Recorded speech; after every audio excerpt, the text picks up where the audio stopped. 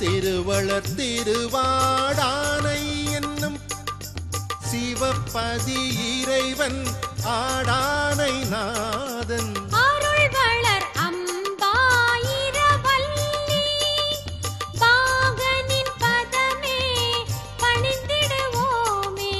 திருஞான சம்பந்தர் திருமுறையால் சிவாய நம ஓம் சொல்லிடுவோமே.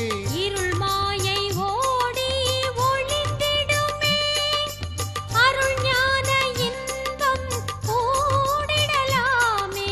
சிவாய நம ஓம் சிவாய நம ஓம் நம சிவாய சிவ சிவாய நம ஓம் சிவாய நம ஓம் சிவாய நம ஓம் நம சிவாய சிவ சிவாய நம ஓம்.